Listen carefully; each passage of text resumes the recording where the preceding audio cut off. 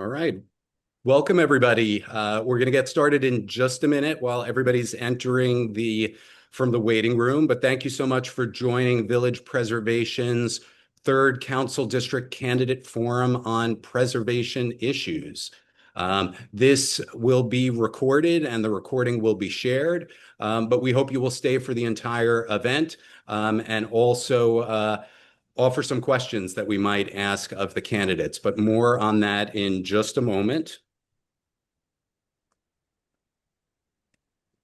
All right, people see the participant room is filling up quickly. As I mentioned before, we had about 320 registrants for this evening. Hopefully, all or most of them will show. And we're looking forward to having a very good discussion with the four candidates for the Third Council District on preservation issues. So, welcome, everybody. Great, we're going to get started. So first of all, by way of introductions, I'm Andrew Berman, Executive Director of Village Preservation, and this is our City Council Forum for the Third Council District on preservation issues. We have four of our candidates with us tonight, and in alphabetical order, they are Leslie Bogosian Murphy, Lindsay Boylan, Layla Law Gisico, and Carl Wilson. So welcome to all of them.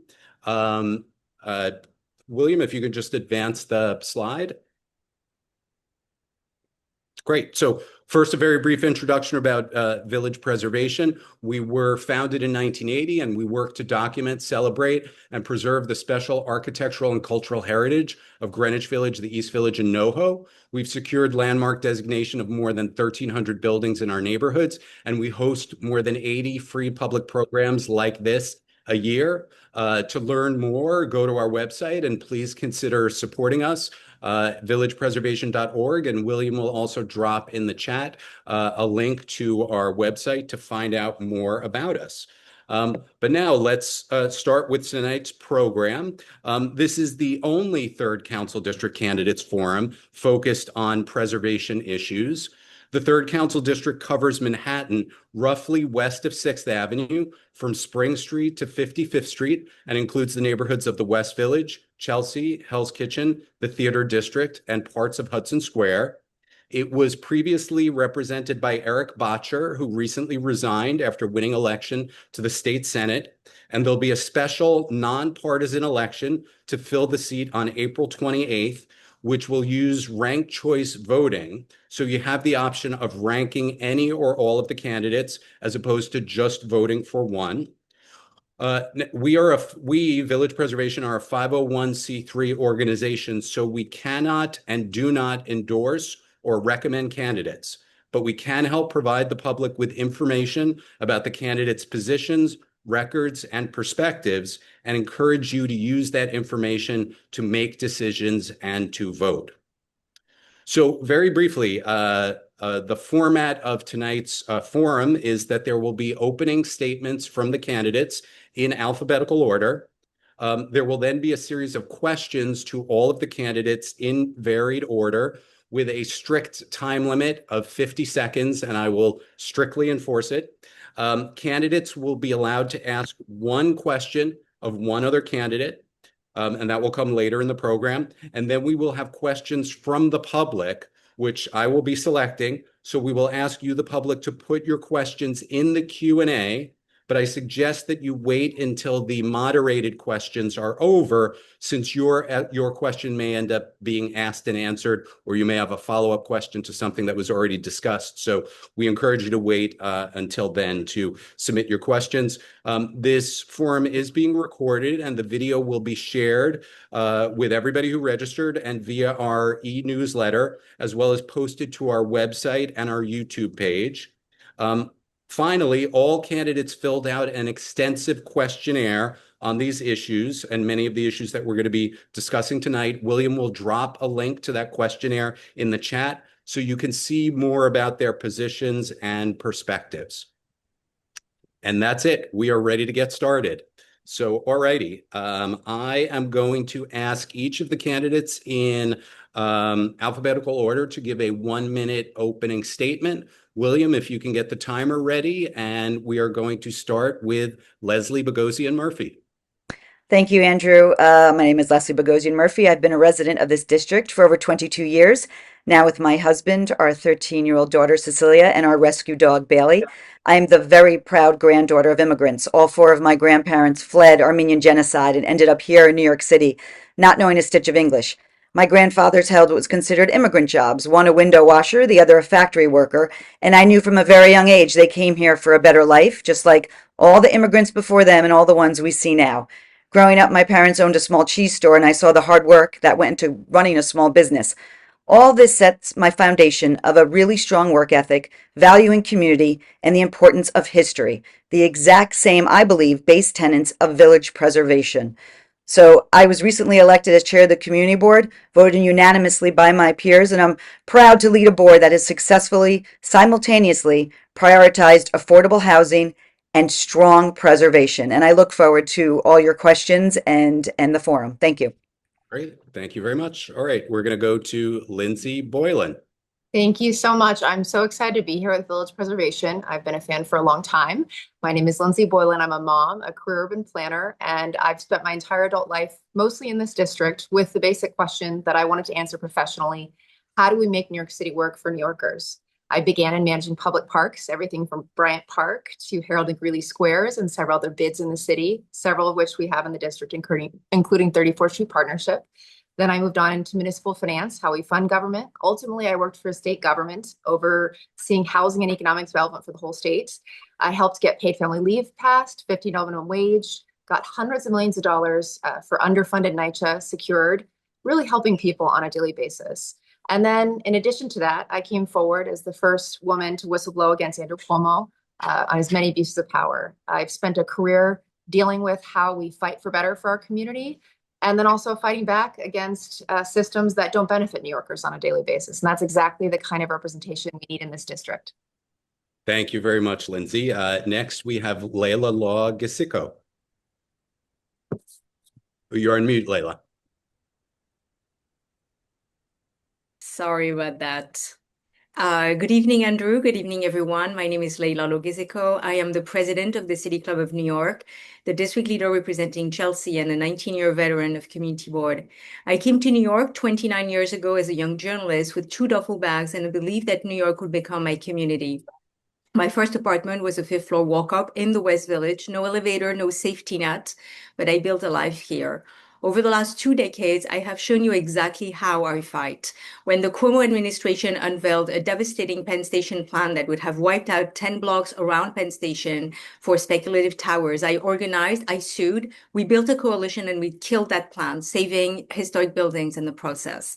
When public housing tenants were recently taken to court by NYCHA, I stood in court with them. We forced NYCHA to abandon that lawsuit and continue to fight against demolition. This moment calls for something more than management. It calls for courage to fight an unhinged Trump administration, courage to stand up to powerful special interests, including real estate, and demand decisions and policies that serve the public. Thank you. Thank you very much, Leila. And finally, Carl Wilson. Thank you, Andrew, and good evening, everybody, and thanks for hosting this forum. I'm Carl Wilson. I am a West Side resident, a community organizer, and until recently served as chief of staff to then Councilmember Erik Bottcher. Through my work and involvement in the neighborhood, I've had the opportunity to work with many of you on issues that shape and protect the character of the West Side. I'm excited to run in a district that has so many historic sites that tell the story of our communities. For me, preservation is about protecting those stories to maintain the character of our neighborhood as our city grows. In Chelsea, I worked with neighbors and preservation advocates to secure landmark designation for the historic Colored School number 4, one of the few remaining sites tied to 19th century Black education in Manhattan. And we also secured $4 million for restoration work on that site. I've also been part of efforts in Chelsea to protect the Chelsea Theological Seminary, helped advance landmark protections for historic buildings during the Midtown South rezoning, and I recently called on the Landmarks Preservation Commission to designate St. Benedict the Moor Church, a cornerstone of Black Catholic history on the West Side, as a landmark. I'm excited to learn more and speak with you all tonight about these issues. Great. Thank you very much. All right. So now we're going to start with our first question. And that is, tell us about your preservation record, battles you fought, positions you've taken, places you've tried to save, or developments you've tried to change or stop. And we're going to do in the reverse order that we just did. So Carl, we're going to start with you.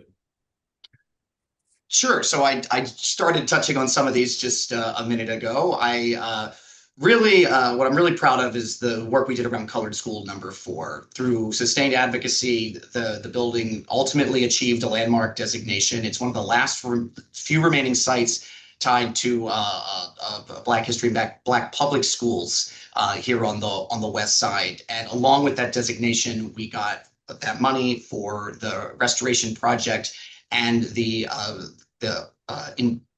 preservation inventory on the inside to maintain all elements of that.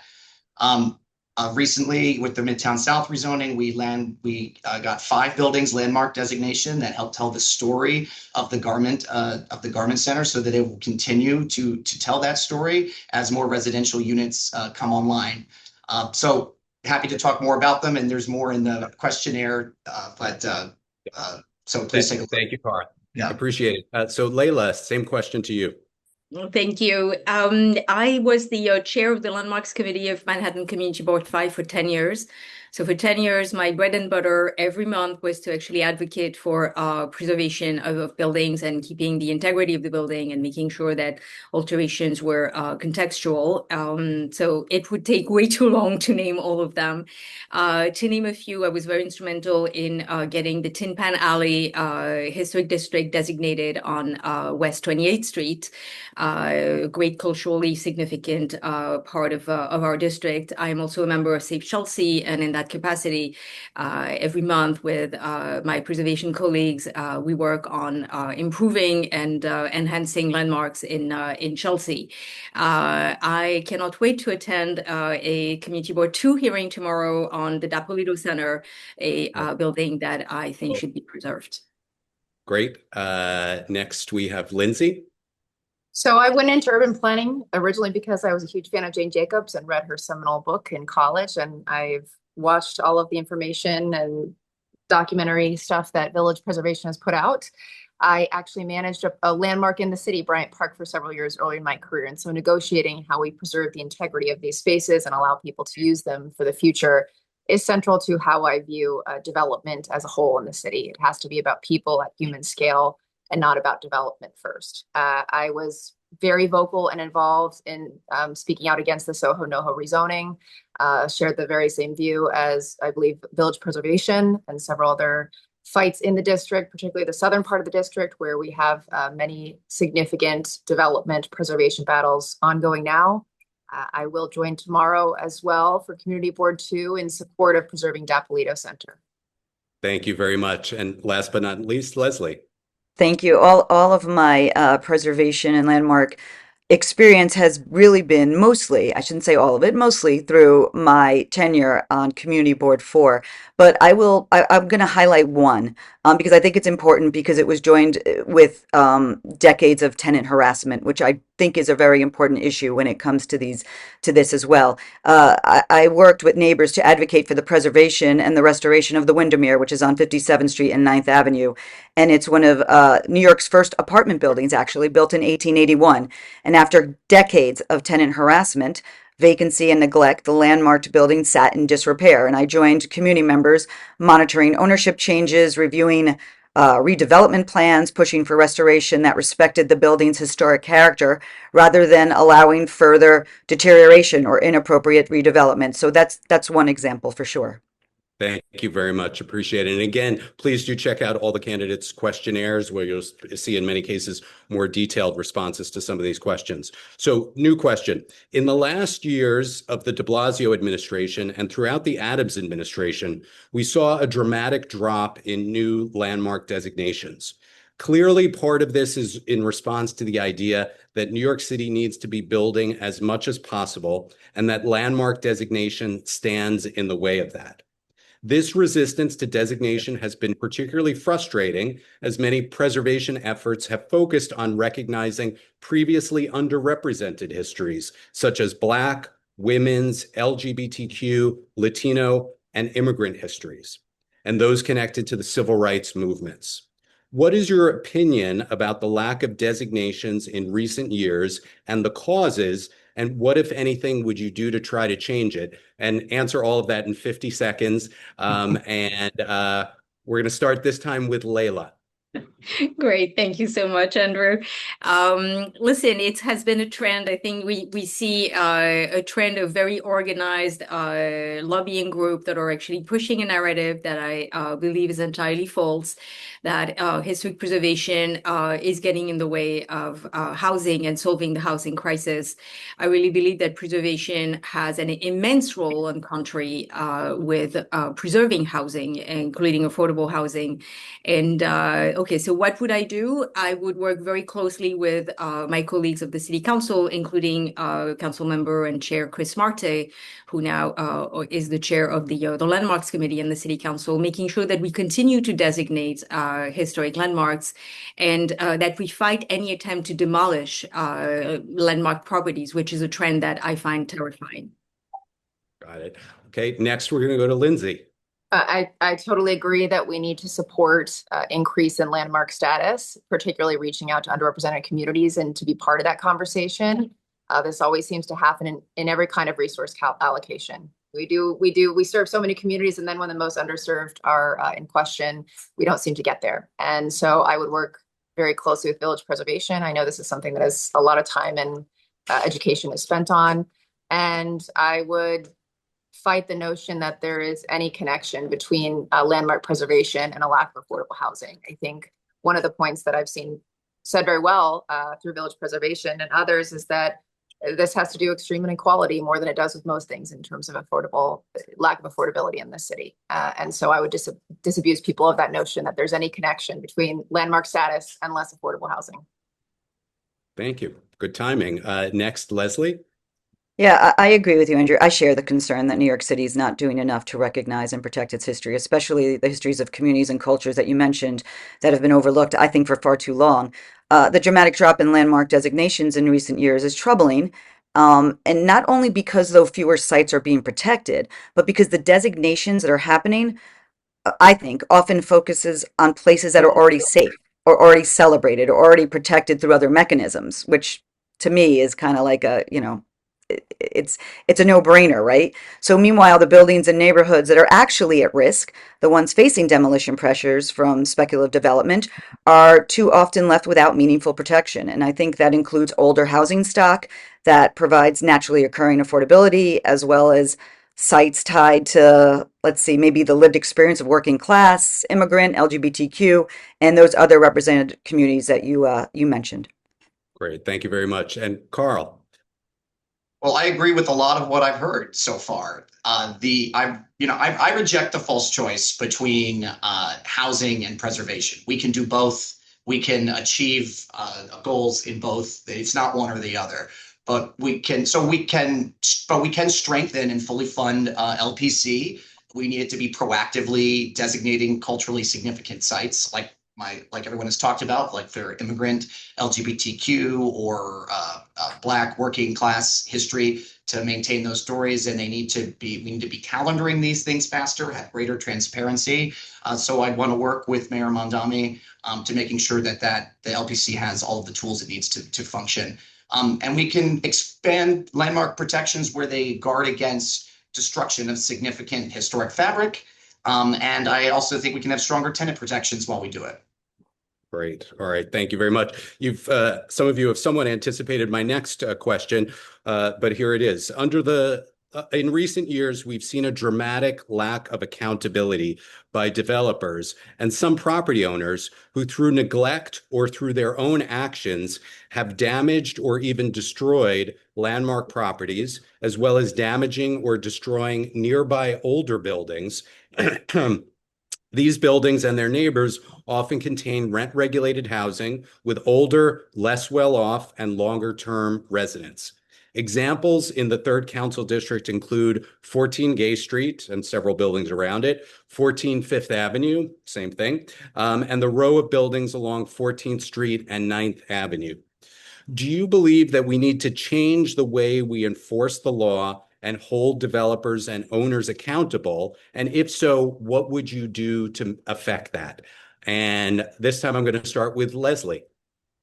This is probably some of the most egregious behavior. I'm glad you started with me. This behavior is so unacceptable. I would push for stronger penalties, automatic stop work orders in serious cases, and better coordination between city agencies, I think, to ensure enforcement. It's really all about enforcement and how many bodies they have on the ground to do that enforcement, right?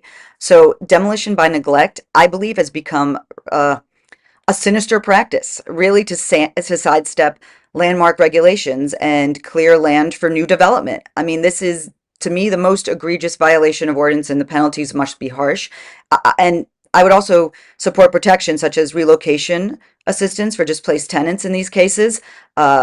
Preservation laws are nothing if, or any laws really are nothing, if they're not backed by real accountability. And that's what I've said this before in other forums, Andrew. I think the same with Tony D'Appolito. It's just that the demolition by neglect is the city. We'll stop you there. Carl, you're next. Yeah, I mean, I think the council has its oversight role, right? And we need to be doing everything we can to make sure that LPC and DOB are meeting their obligations when it comes to preservation. We have seen in many cases across the district demolition by neglect. There needs to be real fines for folks that commit this, and stronger tenant protections. There needs to be criminal penalties for landlords who harass tenants. So we can definitely be stronger on that front, and I would want to use the council's oversight authority to hold agencies accountable when we see instances like we've seen on K Street and Christopher Street. Great, thank you. All right, next up then is Layla. Yeah, thank you, Andrew. I think that indeed the council member has a great role in truly advocating to make sure that those practices do not occur.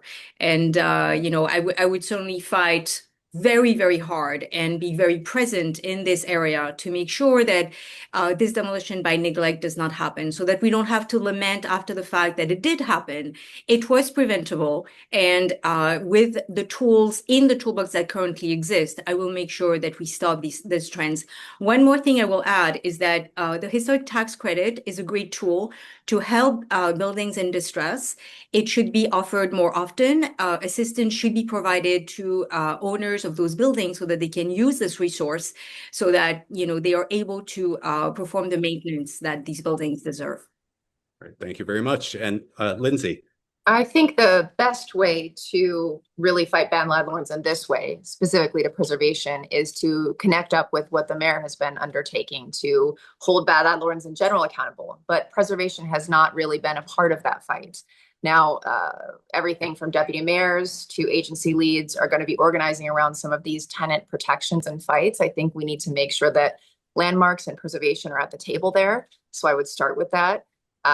Having overseen the housing community renewal, I'm very acquainted with this kind of problem coming up a lot, but unfortunately preservation is not usually the first thing that we discuss. But I think you highlight very well how intimately connected it matters in and of itself for the fabric of our city, but how intimately connected bad landlords are to treating landmarks poorly. So I think I would try to integrate those more, particularly with this movement from the mayor. Great, thank you very much. Everybody answered that question, right? Yes, okay. By the way, if I ever move on to a new question without somebody having gotten a chance to answer it, just speak up. It's accidental, I assure you. Okay, so moving on to the next question. The Tony D'Appolito Center is a landmark building that the city has allowed to languish, closed, and refused to repair for over 5 years.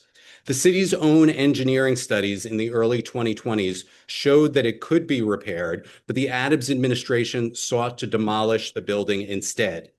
There was a muted response from many local elected officials to this proposal, and it required a broad public response of outrage to get pushback on this plan.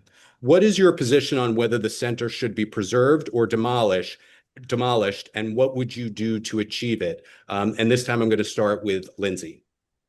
It needs to be preserved fully, not just the mural, but the entire building. It needs to be, to the extent possible, restored to its best and original use. We need to invest that money in it. This is a community asset. I hear about it every day in a lot of conversations that I'm having from people within the district and beyond. And I think that the job of the city council member is to make sure that's clear, both to speak on it, to push the agencies, to use the connections that I will have in the Zoran Mamdani administration to stand on the front lines of rallies.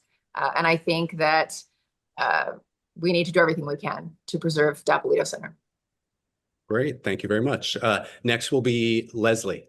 I don't need 50 seconds. I'll tell you in like 10 seconds. Yes, I strongly oppose any plan to demolition to the landmark Tony Dapolito Recreation Center. I would also oppose city funding for demolition, which is what they're trying to do. Again, we're going back to demolition by neglect. It's just that the city is really the landlord in this case, and I won't let the city be one of them. So I would fight to see the building repaired, restored, modernized, and reopened in a manner consistent with its landmark status. And what would I do? I would be the first one swimming in the pool for sure. And I would be a very, very, very strong advocate in this regard. Great. Thank you. Carl, you're next. I share the position of the congressman, the state senator, and the former council member, now state senator, and assembly member Glick, and village preservation, who have called for, at a minimum, the visible facade is maintained while we create a modern rec center with space within. We need to fight for the capital funding needed to restore and reopen it so it can serve the community in ways that are modern. It's unacceptable what has happened there from what the city has done. The mayor has signaled that he's open to this. As council member, I will leverage that to have him at the table. We've got to figure this out. Thank you. And Layla. Yeah, thank you. So I fully support the preservation of the building. I believe that the building needs to be restored inside and out, as well as its use. It needs to remain a recreation center. It should not be converted to something else, and it should be entirely preserved. Now, how do we do that? The very good news is that the funding has been allocated. It is a budget line item in this current budget, as well as the previous ones, $172 million for a plan. Now, Mayor Adams said it was going to be for demolition, but you know what? It is not earmarked to a specific plan. The funding is there. We just need the political will. This is what has been lacking thus far, and this is what I will bring to the table. Great. Thank you. All right. Next question. Right nearby, 388 Hudson Street provides a unique opportunity to add new affordable housing to the neighborhood, albeit at the expense of what was originally supposed to be a public park. However, since the design process for the project has begun, the proposed size of the building has more than quadrupled, including by adding a replacement for the Tony Dapolito Center into the base of the building, and by putting a tall tower on top, which in its most recent incarnation had a woefully out of context design. We and many others feel that considerations about what can and should be built here and what it should look like should include the relationship to a well-utilized park across the street, as well as one of the most historic and low-scale blocks of the Greenwich Village Historic District, which it faces. How would you balance considerations for context and impact on the surrounding neighborhood with the desire for the maximum amount of affordable housing on the site? And what, if any, changes would you call for to the design of the current plan, including requiring that all of the affordable housing be guaranteed to be permanently affordable? And Carl, I'm going to start with you. Sure. So first of all, the design is not good. It is, I don't understand why we can't design things that look like the West Village and not, Star Trek. I agree with you that we have some work to do on the design, and that's going to be part of the ULURP that this council member will deal with.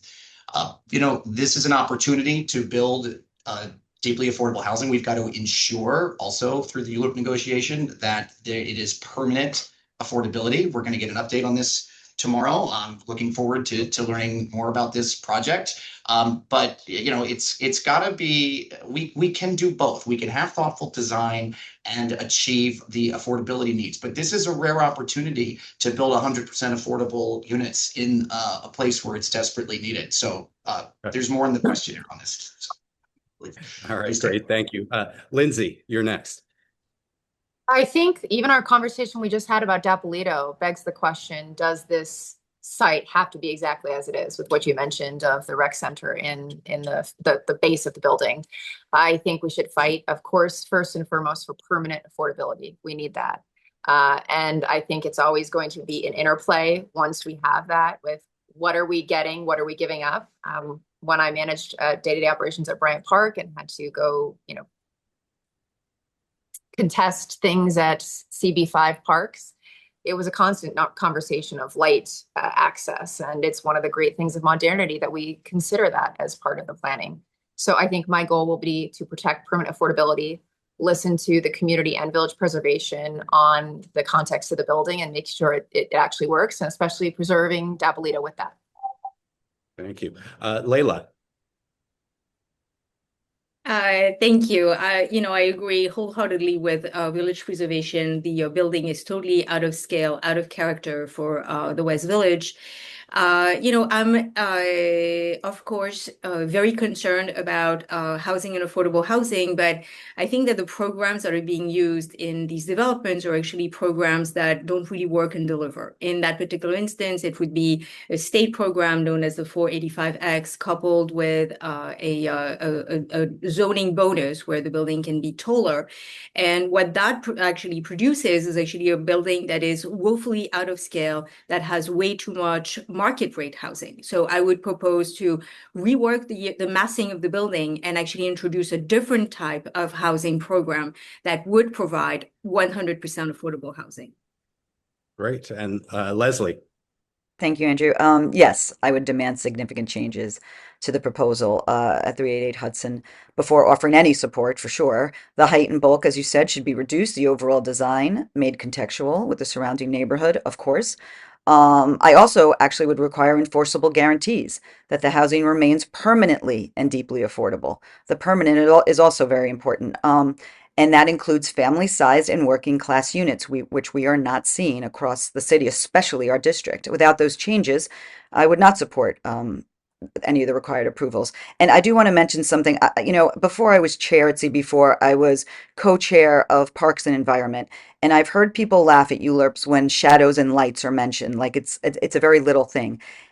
We really can't underestimate the values in those two elements in city living, and I'm proud that I'm prioritizing those in urban environment in this race for sure. Great. Thank you very much. All right. Next question. So similarly, the city has proposed to build a 600-foot tall tower on public land in the Meatpacking District next to the Whitney Museum at a site it refers to as Gansevoort Square. That development would include an unspecified amount of super luxury housing, which would greatly inflate the size and height of the building. Given that this is public land, would you support any market rate housing being built on the site as opposed to 100% affordable? And what do you think is an appropriate scale for construction here? We have called for the size of the tower to be reduced by 50 to 75%, which would have allowed for all of the originally proposed affordable housing to be included. What are your thoughts on this? And this time I'll start with Layla. Yeah, thank you, Andrew. I wholeheartedly agree with the position of village preservation. My motto is very simple: public land for public good. It is really a waste of our public resource to use public land for anything other than affordable housing. And this is something that applies here. It also applies with NYCHA. It is about time that we stop believing that the only way to develop housing, affordable housing, is through this cross-subsidization. It is not true. It is not a model that serves us well. It has caused the prices to inflate in Manhattan, certainly, but throughout New York City. And for this particular project, we have a great opportunity to actually, once again, introduce different types of housing programs so that we're able to develop 100% affordable and reduce scale. Great. Carl? So this site offers us an opportunity to again add to the affordable housing stock that's desperately needed here. Something should happen here. I think what's proposed is too tall. We're going to have an opportunity to work with a new mayor and a new EDC to really take a step back here and reevaluate the path forward on this project, with the goal in mind of 100% affordability. So basically everybody who had worked on this is not there. The leadership's not there anymore. So I'm hopeful we're going to be able to bring everyone to the table, work together with advocates, community board too, and figure out a program here that works best for everybody. Great. Lindsay? You know, I live just a few blocks from here, and when I looked at the projection of what this building would look like, 3 times, I think, the size of the standard hotel, it's just completely out of context. And I think, you know, I totally agree with Village Preservation. It's unworkable. And I agree with Carl on the fact that this is a new opportunity in this administration. It's just a totally unworkable scenario that we have currently. I think my goal is always to be prioritizing 100% deeply affordable, not just affordable housing, because affordable housing now counts as things that are not affordable to the vast majority of people who live here. And so I would be joining you in that fight, seeing how far we can take it with the city. Great. And Leslie? Yeah, I think we all know this was a rushed plan without adequate community input. So the first thing I would do as city council member would be to ask for a master plan of the full site. Really, the current plan proposes a woeful amount of affordable housing for a public site. It doesn't provide the level of public benefit for a project of this scale on city-owned land, really. I mean, it's really another gift from the last administration of a rushed plan without adequate input. Though I will disagree with Layla on one point. I don't believe that 100% that city-owned land or public land should go 100% to housing. I think we have to designate some of that land for public space. I think when we build these tall buildings, we sometimes neglect the community benefits that have to go with it. The schools, the EMS stations, the police stations, or all the supporting tools that we need to run a community, not just housing. And can I clarify, given that I think there was a little bit of a misunderstanding? I was Very referring briefly. to 100% affordable housing as opposed to market rate housing. Got it. Not Okay, excluding great. the benefits. Thank you very much. All right, so next question. The city has been seeking to upzone neighborhoods in order to encourage larger scale development of housing as well as commercial uses. The purported rationale is that it allows the city to add some what it calls affordability requirements to new residential construction, and that increasing the supply of even expensive market rate housing brings down prices for everyone. However, this also has the effect of encouraging the demolition of existing, older, more affordable housing, including rent-regulated housing. What is your position on if, when, and how such upzonings are appropriate? And Lindsay, I'm going to start with you. You know, I was not a supporter of City Yes. I think it's very problematic as a whole, and this concept that we're just going to upscale our way out of this problem. So that I'll start with that. I think I was supportive of ballot number 2 through 4, which should give us more opportunities to free up affordable housing access and projects with the good support from the borough president, other leaders in the city to push back against developers.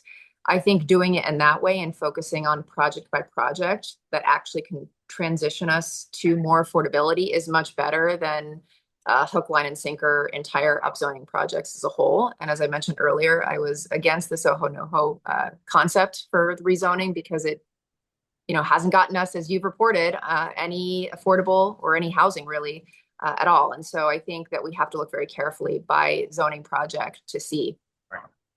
Stop you there. Thank you very much. Carl, you're next.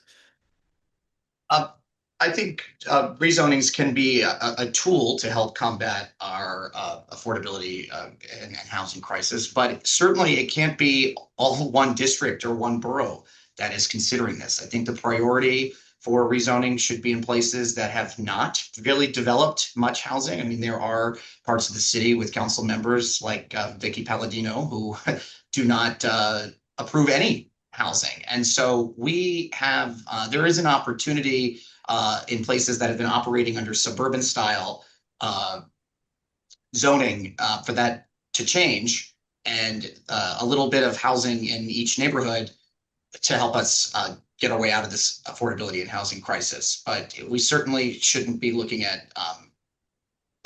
all of the work being done here in Manhattan. Got it. Leslie. Yeah, I mean, I think upzoning would only work if it's connected to guarantees of affordable units, right? I mean, if you are going to do this and you are going to change heights and you are going to affect districts, especially our district, that and these heights are going to be increased throughout neighborhoods, you have to have guaranteed affordable units. Affordability is the biggest issue we're facing right now. And to enact a citywide rezoning without exclusive affordable housing requirements is a giant, giant missed opportunity. So listen, I think that it's sometimes well-meaning, but I think now these plans are susceptible to greedy developers. And it's going to be more market rate, more luxury, with the upzoning and not the guarantee of the affordability that we need. I mean, listen, our district, mostly in the Hell's Kitchen and Chelsea area, has produced some of the highest levels of affordable units in the whole city. And that's without all of the upzoning. And that's not by accident. Thank you. And Layla. Yeah. So, I think that this neoliberal view that housing trickles down and that increasing the supply is what is going to solve the affordability crisis is it's a lure. I know that the abundance agenda is the hot topic at the moment, but it doesn't work. And we've seen it in our community and in our district. Hudson Yards is a prime example. There was nothing there. It was upzoned. It's one of the most dense buildings that you see on the island of Manhattan. And the cost of housing is exorbitant. And the cost of affordable housing is actually unaffordable. This policy has actually very perverse effect where basically you increase the value of the land, and by increasing the value of the land you can never catch an affordability level because the land becomes more exorbitant as you are upzoning. Thank you very much. There'll be more opportunities to speak to this issue in a few other questions, including this one. So this is about the city's mandatory inclusionary housing policy. So MIH requires as much of a doubling or more of the allowable size of new development in order to attach what the city calls affordability requirements to new development, although the affordability requirements are arguably actually quite modest. Typically, they require 1 in 4 units to be affordable to residents whose average income is actually higher than the median income for renters in New York City, showing that the required affordability is relative and modest. What is your position regarding MIH and how appropriate or useful it is, and how worthwhile the current trade-off is in terms of modest affordability requirements for huge increases in bulk and density? And Layla, I'll start with you. AMI is a scam. I'm going to say it again. AMI is a scam. The calculation of the AMI, the area median income, is based on New York, Westchester, Nassau, Rockland, and maybe another county. It is wholly inflated and does not reflect the area median income of New York City. And because we are basing the definition of affordability on this metrics, which is, by the way, a HUD federal measure, we are basically unable to produce the housing that we need. So we need to break away from the system. Once again, we need to create housing typologies that don't rely on AMI, that don't rely on these cross-subsidization, because they do not work. There are other housing typologies that work wonderfully, though. Thank you. Carl, you're next. So the mandatory inclusionary housing program is currently one of the only tools the city has to require permanent affordability. Affordable housing as part of new development. But we've got to recognize the concerns around the potential loss of older housing stock and, of course, historic fabric that can, come with some of the rezonings, and older buildings often to contain naturally occurring housing. But I would support efforts to strengthen the program so it produces more deeply affordable housing. and a larger share of affordable units with new development. We've got to have a balanced approach. We've got to make sure that we're preserving the housing stock that we have that exists, but we've got to be looking for ways to expand the program to get more public benefit and receive more meaningful affordability in return. Thank you. Leslie? Yeah, I think mandatory inclusionary housing, MIH, is a perfect example of good idea, bad practice. MIH was created with good intentions. I believe that, and I agree with Carl in certain respects of that. But in practice, it hasn't delivered the level of affordability our neighborhoods, what we need with our neighborhoods and the city. The program allows very large increases in the size of primarily market rate developments, while the affordable units produced are often priced far above what most New Yorkers, including many long-term residents in our district, can realistically afford. And, you know, there's also the issue of what we lose. In many cases, the older buildings are being demolished to make way for MIH projects, and they contain more natural affordable housing than the new developments will even ever replace. So I think those older units are the backbone of affordability in neighborhoods like ours. Thank you. And Lindsay?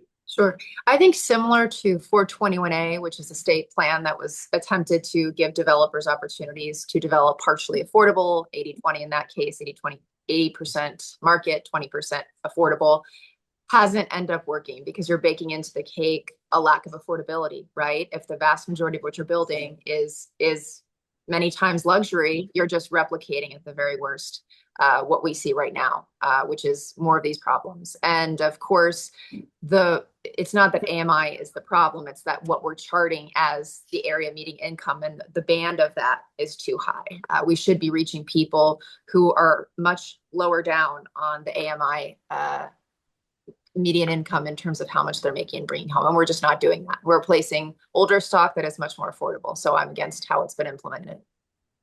Thank you very much. All right, moving on to the next question. So how would you compare your positions and approaches to preservation and development issues to some of your potential predecessors in this seat, which includes most recently Erik Bottcher, and before him Corey Johnson, Christine Quinn, and Tom Duane? You're also welcome to compare yourself on these issues to any other elected official we might know in order to give a sense of how you think you will perform in office. And this time I'm going to start with you, Lindsay. You know, I think I would find the most commonality with Brad Hoylman. And I think that's because of his deep experience in both planning issues and preservation. He's now the borough president, and I'm excited about that because I think he will be a great partner in approaching the combination of needing to get more housing stock, deeply affordable, needing to preserve what we have, needing to approach issues, for example, around NYCHA and preservation, alongside all of the interests we have in the city. So I think he would probably be the closest example of who I might partner with on legislative goals. And any past members representing the district that you would say you think you might be similar or different to? Not out of disrespect. I just think I'm charting a new way. Fair enough. Okay, Leslie, you're next. Yeah, I agree with Lindsay, with Brad for sure. But I think maybe in contrast to my predecessors, I think I would elevate our negotiating power in land use and ULURP actions. I don't think in general the city knows what it has, right? I don't think we use our negotiating powers very well in creating more family units, both in repurposed and new builds. I think we should do mandatory CBAs, which are community benefits agreement when it comes tied to housing and new developments, which our district has not done. And that elevates surrounding neighborhood services, like I said before, the schools, the EMS stations, the open spaces. I also would like to really highlight incorporating long-term environmental sustainable building requirements, such as net zero energy. And I know we already have gold standard and different standards that developers have to adhere to now, but I really want to push that envelope. And I think that's what I would approach a little differently. Stop you there, Lindsay. Layla. I would probably say that I follow more of a Tom Duane approach to land use preservation and housing. He always had a strong commitment for residents having a seat at the table. He was instrumental in getting the 197A plan for Chelsea, which is a community-led, community-driven zoning plan for the district. And he knew really how to strike this balance between affordable housing, historic preservation, creation of parks, and protection of parks. I think that, it is really important to have the voice of the community at the table and be able to negotiate proposals and, our evolution and growth of the district in a mindful way that centers around the community. Stop you there. Thanks very much. And Carl. So I think each of those council members have provided over significant expansions of landmark protections, and there's models that each of them have shown that have been helpful for the preservation of our neighborhoods. I would want to place a little bit more of an additional emphasis on more proactive preservation, particularly from some of the like LGBT or immigrant or Black community sites that we talked a little about earlier, and some of my work on that. But I'd also want to, I would want to formally recognize the long identified Patty's Market historic district that has been a priority of Community Board 4. And so we started working on that back when Corey Johnson was council member, but we've seen a slowdown, especially in Hell's Kitchen sites. So I want to work to get those over the finish line. Great. Thank you very much. All right. Switching gears a little bit, although actually touching on some stuff we talked about before. So a theory driving much recent public policy has been that the lack of new housing construction in our city is the cause of unaffordability. And the solution is to allow vastly increased amounts of new residential construction, even market rate construction that is unaffordable to the vast majority of New Yorkers. Do you subscribe to this theory? I will note that many other studies have found little or no relationship between supply and costs when it comes to housing, while others have found that increasing market rate supply may modestly ease prices for the most expensive housing, helping the wealthiest, but may also increase prices for the least expensive housing, hurting those of lower income. Where do you fall in all of this? And Leila, I will start with you. Thank you. I think I started already answering this question, so I'll continue. I do not support this neoliberal view that housing trickles down. It simply doesn't. The abundance agenda that has been pushed by a number of organizations, and that has, transpired into a number of recent policies, including City of Yes, including the ballot initiatives from 2025, actually do not produce more affordability. On the contrary, and once again, that has to do with the fact that by changing these rules, we are increasing the value of land, and it's all about the land. So I would actually have a totally different approach to solving the affordability crisis, and I would actually put a damp on these abundance theories. Next, Carl. I do believe we have a shortage of housing. I believe that there is scarcity. We are at a 1.6 vacancy rate, which is the lowest it has been in New York City in decades. We've got to approach the problem of housing from multiple views. We've got to be producing all kinds of housing.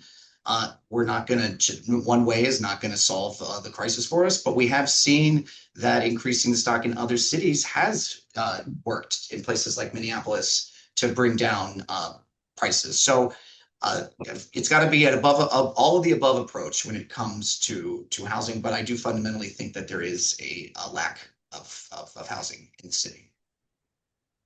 Leslie. Yeah, I'm a very, very big believer of affordable units, affordable units, affordable units. If we're going to build, we're going to build affordable units. This supply and demand argument is a tough one in New York City because New York City has no end demand, right? For supply and demand economics to work, there has to be what's called saturation, right? You go from demand to saturation, and then that's it. It's so unique New York is that that's not going to happen. So we can't keep building and prices are going to go down because the demand will never go down. That's just the economic reality of it. And look at Hudson Yards. This is your example, which is build, many, many units, right? That are market rate and mostly luxury as well. And it's the New York Times just said it's the most expensive area in all of New York City. Thank you. And Lindsay. I do believe we need more deeply affordable housing, and I do think building is some piece of that. But I also know that we are kicking people out of their homes in record numbers. The right to counsel continues to be vastly underfunded. A lot of people who could avoid housing court altogether just don't get the help that they need to do that. Right now in the city budget, there's a question of whether or not we can continue to expand programs like City FEPs, which literally subsidize rent and keep people in their homes. We should be doing a lot more of that, and that doesn't require anything about additional building. We should be doing a lot more around, a vacancy tax, around pied-à-terre tax, all of these things that would put the onus on our wealthiest and would put the onus on others and support within the existing building stock deeply affordable as well. Thank you very much. All right, now I have a general question for all of you, which is what role would you say that you want preservation to play in our city? And particularly, what role would it play for you as a city council member? Lindsay, I'm going to start with you. Okay. Well, as I said, I got into urban planning because I love Jane Jacobs. And so the quality of the public realm, preservation is central to that.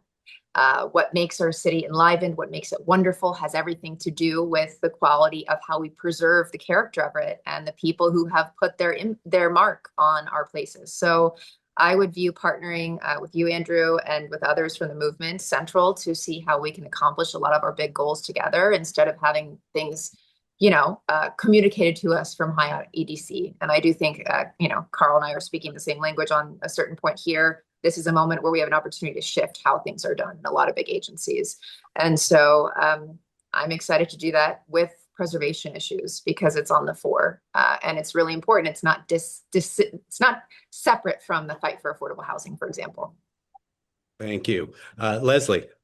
Yeah, I would partner. The role would be education and policy for me. And I'll give you an anecdote. I grew up in New Jersey, and we didn't really go on vacation much because we couldn't afford it. But my parents once a year, well, twice a year, would drive me and my younger brother into the city. And do you know where they always took us? Down to the village, and they would park the car and we would walk around the village. So I have this romanticized version, view of New York City. And that's because of the history, and that's because of the little corners and nooks in the village, and Soho and North as well. So I think that village preservation and the philosophy plays a very important part because it's families like mine that came, and it's more families that are going to come because that's what they think New York is, and that's what they love how New York is. Not necessarily the tall skyscrapers, though. Yes, they will go to the top of the Chrysler Building. Right. Carl. Preservation absolutely has to be part of any council member's approach. We have a really rich, unique district here, and we've seen what can happen when there's a lack of preservation partnership. We lose treasures in our community that tell the story of where we've come from and the stories of all that have come through this district. So I'm a collaborative person generally. I want to have everyone at the table when we're fighting for housing or preservation and making these decisions. But there's room for expansion, and we can do both. We can tackle our housing needs and preserve at the same time. I want to help bring folks together so we can accomplish that goal. Great, thank you. And Layla. I think preservation plays so many different roles. The first one is, giving a sense of place, making sure that we can build our future because we understand and recognize our past. The other thing that I would like to highlight is actually preservation plays a huge economic role. If you look at all the top tech companies, they are all in historic buildings. Google, Facebook, you name it. This is the kind of properties that they choose. So preservation is really a huge tool of, cultural identity, but also economic strength and economic development. I think that we have to be very, very careful with the trend of demolition. I still lament the loss of the Pennsylvania Hotel. And this is where preservation also has a role because it also preserves our tax base. These buildings actually do contribute a lot of real estate taxes. All right, so I'll stop you there. New question. This you may end up, some of you have in some ways answered this already, but you can repeat or add to it. What are some policies that affect or interact with preservation and development that you have supported or opposed, and why? Some examples could be City of Yes, the recent land use ballot measures, lifting the floor area ratio cap, the Community Opportunity to Purchase Act or COPA, or any other policies or legislation that you feel are relevant. And I will start with you, Leslie. Sure. I have opposed large rezonings that dramatically increase building height and density in historic neighborhoods without guaranteeing deeply affordable housing. Just doesn't exist. So I oppose the Soho NoHo rezoning and similar proposals because they encourage what we've all talked about, really. I think everyone's touched on it, the demolition of older buildings, many of which contained rent-regulated or naturally affordable housing, and replace them with oversized, primarily market rate towers. I also oppose citywide plans that raise height and bulk limits across neighborhoods without strong affordability requirements and without meaningful community input. And I think I oppose citywide plans. Shouldn't say oppose. I question citywide plans in general because I think each neighborhood is very different. And I think these policies often trade long-term neighborhood character and existing affordable housing for short-term speculative development. All right. Layla. Yeah, it's no secret that I was opposed to the City of Yes, especially for housing opportunity. It unfortunately left our district and our communities without much needed protections, including for historic landmarks. I was also very dubious of the ballot measures.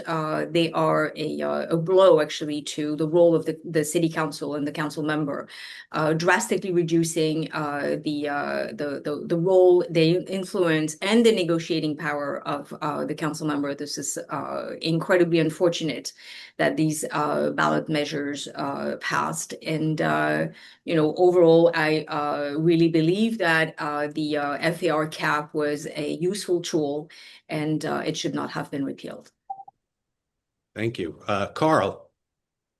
There's a lot of policies that interact with preservation, so in 50 seconds. But I'll highlight the work on the Midtown South rezoning because I thought that was an example of how we can achieve both of our goals, where we can add additional housing units and we can also make sure that there are carve-outs and historic preservation and landmarking that continues to tell the story of Midtown. It's also an area where they have the infrastructure to support residential development. And it's also going to make the neighborhood, I think, safer and more livable, making it a more 24-hour community. So when we approach neighborhoods and problems, looking really specifically at what the needs are and develop a specific plan, that's when we're going to have the most success for housing and for preservation. Thank you. And Lindsay. I've mentioned a few of them. Soho no rezoning. I was actively involved with the fight against that because of how it favored large scale and commercial development as opposed to preservation and affordable housing. I think by opposition, I think the ballot initiatives are an important tool. I don't know how effective they will be yet in hopefully fast tracking deeply affordable housing. And I will say, I think the fear of city council members not being able to have power in that system to fight for their communities is vastly overblown. And if I can't do that in city council, I probably shouldn't be in city council if I can't effectively fight for our community and the projects that we need to keep out and fight for better outcomes. So I think my view on that broadly is we need to do things more locally driven and we need to have preservation at the table. Great. I've just got two more questions and then we'll move to the next stage of things. So the first one is, why are you the best candidate in this race for people who care about preservation? And I'm going to start with Layla. Thank you. Thank you.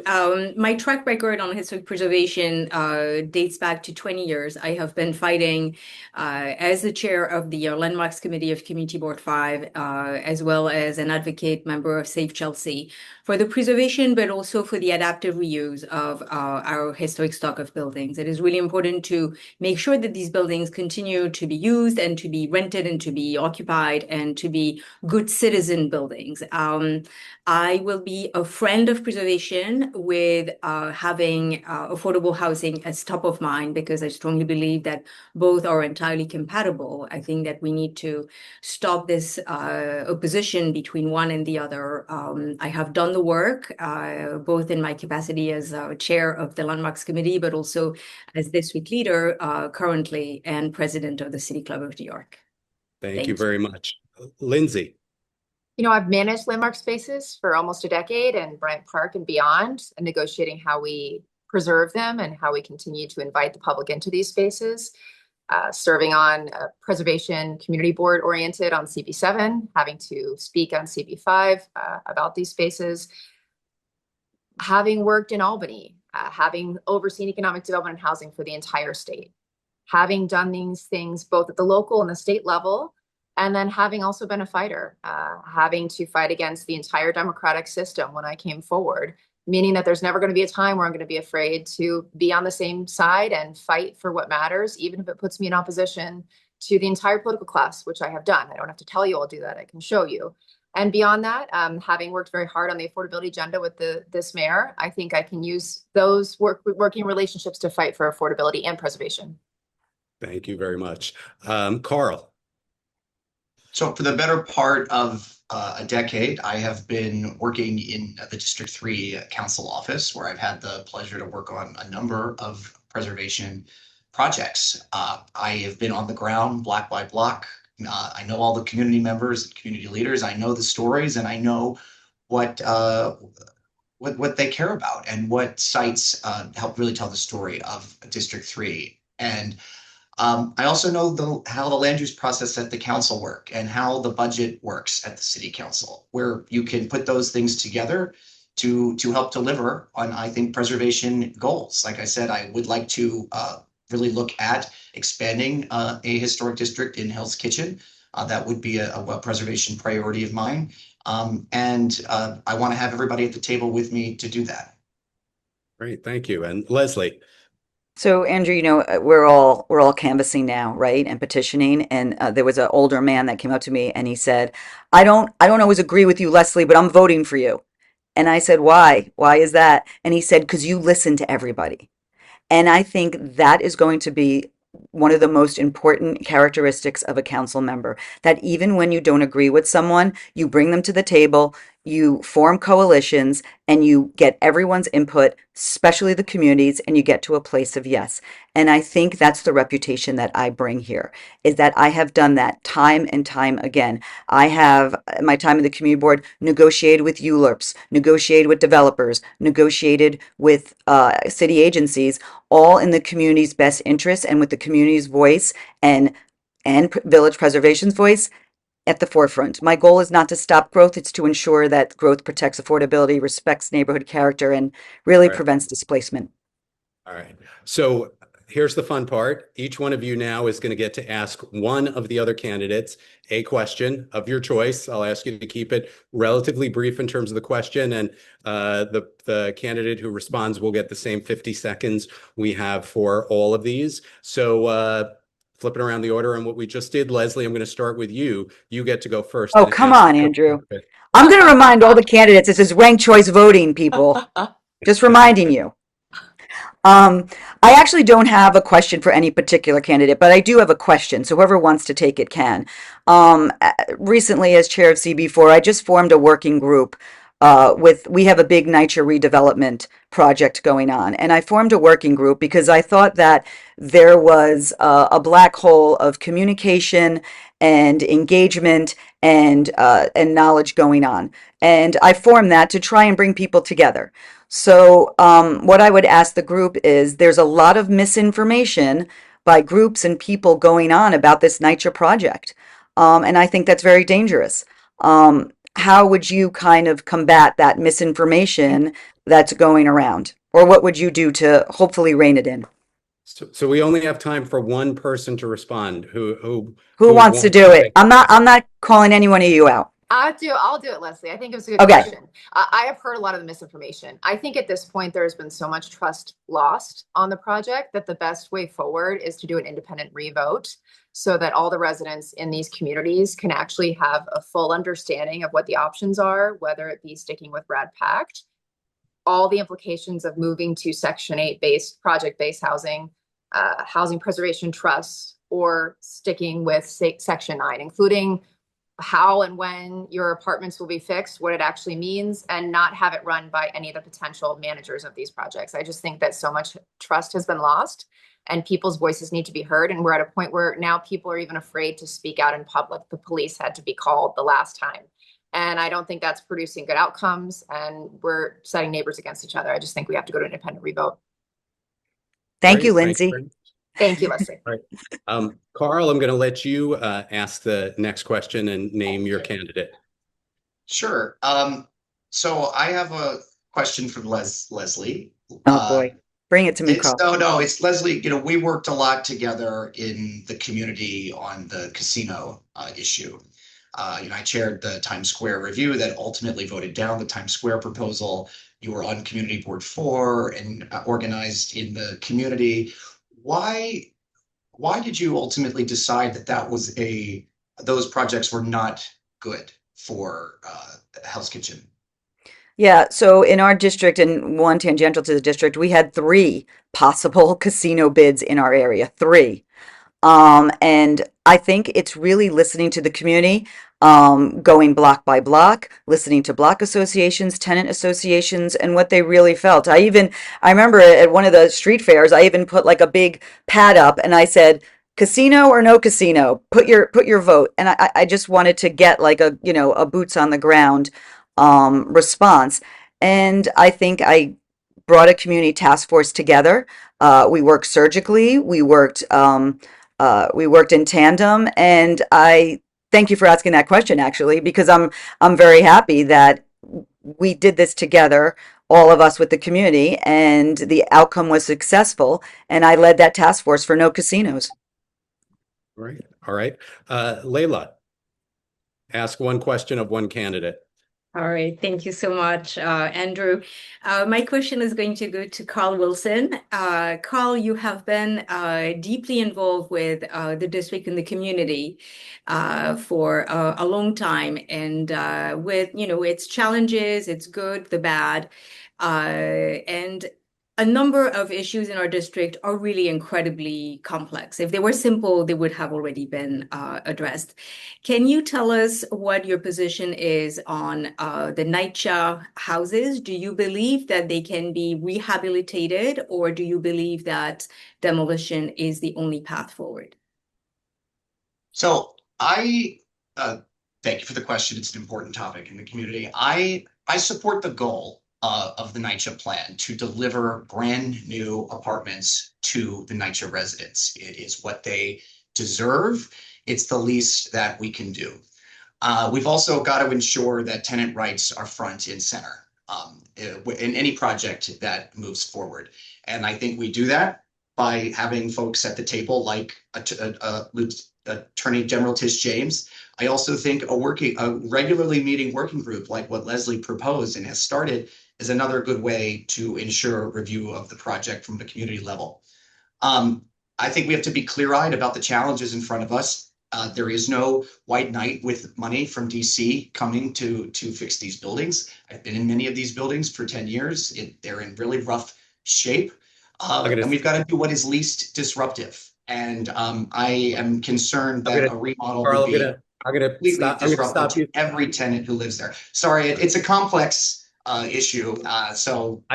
I'm pretty sure we're going to get further into it a little bit later. So don't worry if you didn't get to say everything. Lindsay, now you get to ask your question. I'll go back to Leslie because she was kind enough. Why do I get to? It's a positive one. Parks. So Parks, first background that I had, and I know that you have love for Parks too. What is one Parks project, especially in Hell's Kitchen, because that is the most park starved area of our district?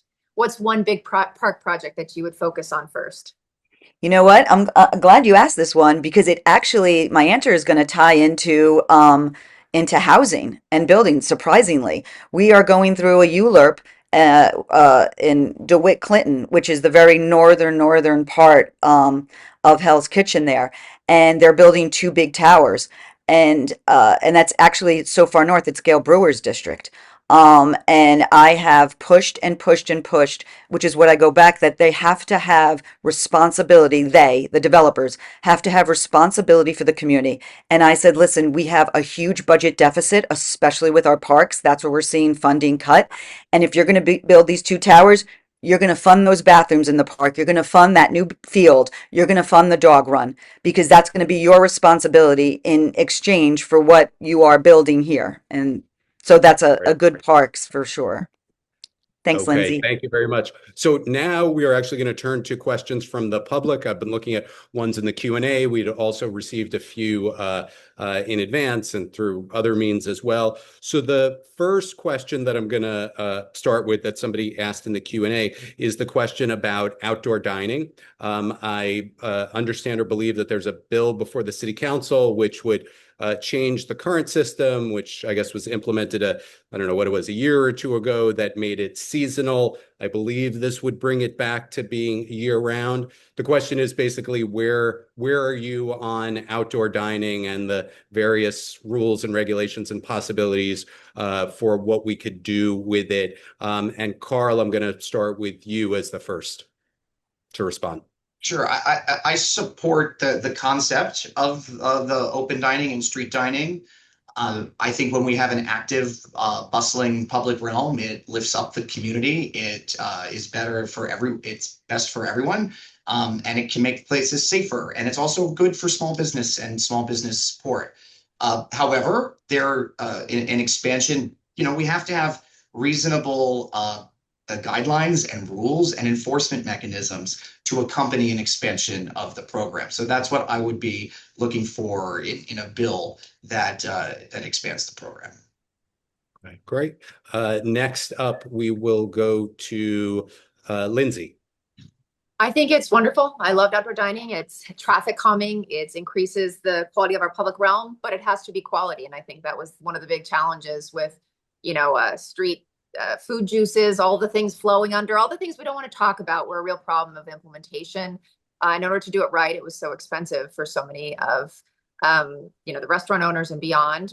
So I do very much support it, but I think it has a lot to do with the kind of stuff I was doing in my first decade of work. So the bid work, how we deal with sanitation, how we make it integrated with caring for the quality of these things, how we make them safe, what we can allow and not allow to make it a more permanent thing, because I do think it's very good. We need to reclaim a lot of our street. We need to perform traffic calming. We need to invite the public into their sidewalks and beyond. So I think it's important with changes that actually make it work better for the average person.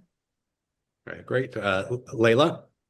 Can you actually repeat the question, Andrew? Because are you talking specifically about the program itself or its expansion? I'm a little confused. Basically, it's someone else's question, but they want to know what the candidates' positions are on outdoor dining, particularly in relation to some of the proposed changes or existing rules around, when they're allowed. I understand there's legislation before the City Council that would make some changes, so maybe you want to specifically address that.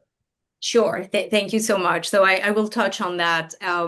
So the bill in the City Council would actually make the program year round, whereas right now it is seasonal. It is, I think, 9 month or 7 month. I am, this French girl who was born in Paris, cares deeply about outdoor dining, and I think that having a cafe on the sidewalk is a great addition. It's a great part of the public realm. The way New York does it is very, very big, and the footprint of those cafes is actually pretty extensive. In the case of a year-round program, it would require outdoor dining with sheds and on the roadbed that I think is very problematic. It will really get in the way of sanitation. We've been hit with 2 massive snowstorms. Snow removal would have been impeded by that kind of program, and I caution about passing this bill.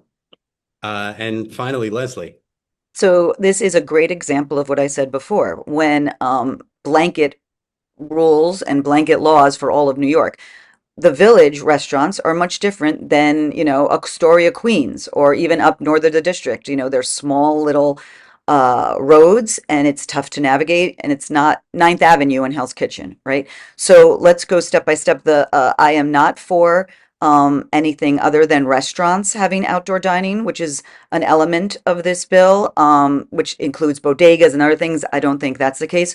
Also, they want to extend the footprint further from the actual restaurant. Like, you can go up the street. That's, for me, I'm against that, because then you're interfering with someone else. It could be, someone's living space or apartment. It has to be the footprint.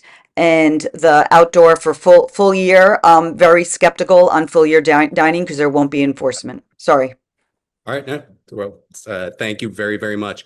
So the next question, bringing us back to what we were talking about before, which we've gotten from several people, is asking what your position is regarding the plans to demolish and redevelop Chelsea Elliott and Fulton houses. This time, Leslie, I'll start with you. Yeah, absolutely. So as Carl said, this is, if I talk fast, I'm trying to get it all in 50 seconds. Describing this complex is an understatement. This project, excuse me, as complex is an understatement. I mean, this is extremely nuanced, many layers, and I am consistent. This project should not be about demo or no demo. The people who are yelling demo or no demo, which has monopolized the narrative, it's not, it shouldn't be. It should be about plans for injecting private ownership and oversight of a public entity, in this case, public housing. And this model encouraged public housing to be controlled by outside for-profit interests, which is a very, very slippery slope. Over 2 years ago, I advocated for the FEC RFP process to be reopened. Listen, demo was always part of this process, always, even when we had the 18-month working group. It's how it's being done and who is now overseeing it. All right. By the way, Layla. there's more in the questionnaire about that. Yeah. Thank you. Layla. All right, I'm going to entirely embrace the no demolition narrative, because it is the right narrative, and it is really important to understand that actually it was the top recommendation of the working group. The red line, no demolition, was what the tenants really wanted and advocated for, and what was put to bid. I think that the goal of the project, which is to provide decent apartments, is a goal that I absolutely support. But demolition, concentration of public housing tenants into 6 buildings, creating poor buildings as opposed to poor doors, an entirely segregated development is a very bad idea. I strongly support Section 9 housing. I believe that funding for Section 9 housing needs to be front and center in these conversations. Thank you, Layla. Carl? Well, I started to touch on this a little bit, but the truth is Section 9 is not a stable funding source at the federal level. That's part of why we're in this problem. Yeah. That there has not been a consistent political mechanism to get the funding that's required for Section 9. So that's why we have this multi-billion-dollar deficit at NYCHA. But there is still a way to go on this plan. There will be a ULURP for a large portion of this. We're going to have an opportunity to embrace some of the recommendations from Community Board 4. I think that includes things like a major capital upgrade to PS 33, if not a whole school. I think it needs to be built with brick and stone, look like Chelsea. We can arrange some of the massing to make it more contextual to where it belongs on 10th Avenue, and we can get a lot of new affordable apartments. So there is a lot of space to navigate still with this plan. Okay. Thank you, Carl. And Lindsay? I think there's so much mistrust. I do office hours at NYCHA on the weekends, and I hear people even afraid to speak up because they're either for the current plan, not for related. I don't hear anyone who likes related, so I think that's a misnomer. Or these conversations, I hear people purporting that people work for related just because they want a new apartment. And then I hear people who are direly opposed to it. And I also hear a lot of misinformation. And so I think the only way forward is to do an independent revote so that we can and actually have an independent entity leading this conversation of RAD Pact and the current plan as it exists and explained and what it means, or NYCHA Housing Preservation Trust, what it means and how it's funded. And unfortunately, I think the idea of staying in Section 9 as NYCHA means you got to go then tell people they're not getting anything that they need because there is no funding for that. And I think it's disingenuous to say otherwise. Okay. All right. This is going to be the final question. And by the way, thank you everybody who submitted questions in the Q&A. I see a lot of them were actually ones that we did address earlier in the evening. So if you missed them, be sure to watch the recording. But one that was in there that we haven't spoken to is somebody raised the question of how there are so many vacant apartments that are taken out of use for things like Airbnb and other temporary uses throughout New York City. If we're talking about a need for housing, if we're talking about a housing shortage, why are we not addressing the fact that there are so many housing units that are taken off market, and how can we address that and what can we do about it? And I'm going to start with Leslie for that one. Yeah, I mean, there's a lot. There's the Airbnb question. There's the landlords not renting out because the landlords are saying that it's too expensive to renovate or rehabilitate, right? So they just keep their units empty for sure. That's a big problem. And that's a problem that has to do really with the tax system, right? And it's different. Listen, small landlords, we have to understand that small landlords are not big related, right? They're not like the big multi-billion dollar corporations. You do have small landlords that legitimately cannot afford to A, renovate, or B, then the tax is not commensurate with the rent. So that's something that I'm glad the person asked that question, because that's something that A, we have to differentiate, and B, we have to address. All right. Layla. I think it was mentioned tonight that the vacancy rate is incredibly low and has never been so low. But the vacancy rate does not take into account warehouse apartments. Only apartments are on the market. So I think that this is a very, very critical issue that this person asked, because the reality is that the vacancy rate of apartments that are vacant and could be occupied but are not is actually much greater. There's a number of tools in the toolbox, including helping landlords who do struggle to repair their apartments and don't put them back on the market. Actually, HPD knows how to do that very well. There's also a pied-à-terre tax that has been contemplated by Albany for a number of years that I would absolutely support. And I think it is really critical to make sure that all the units and the inventory is indeed available for rental. Great, I'll stop you there. Lindsay. I'm totally supportive. I've mentioned earlier, pied-à-terre tax, vacancy tax. These are some of the tools that we can use. I also have read recently that there's a significant number, even in NYCHA, of vacant apartments.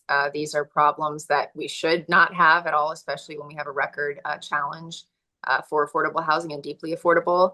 And I think with a mayor and a city that is focused on housing more than anything else, we have a lot of opportunities to hold people accountable. I worked pretty closely with at state when I oversaw housing with the current head and the team, including the current head at HPD, and they're very tenant focused. And so I think there's lots of things that we can do both to push people who are using apartments for other reasons, like have pied-à-terre tax-wise, and then also push the city to push landlords. Right, great. And finally, Carl. We should be attacking this problem from every angle. So there is absolutely a space to go after folks that are warehousing apartments, but that alone isn't going to solve our housing crisis. We have to do multiple things. There's different mechanisms. There's some of the taxes, vacancy tax that we discussed that are at the state level. At the city level, we could do things like bring back past the housing framework for shared housing. We could have more artist housing. We've got to do other things to take a little pressure off the housing market, because we're not going to be able to preserve our way out of it, and we're also not only going to be able to build our way out of it. It's got to be all at once. Okay, great. All right. Well, I want to say thank you very, very much to all of our candidates. I'll thank you in reverse order because I introduced you in alphabetical order. So that's Carl Wilson, Leila Law Gisico, Lindsay Boyland, and Leslie Bogosian Murphy. I want to thank all of the people who attended tonight. We had over 200 people over the course of the evening who came into the Zoom, a couple of people in and out.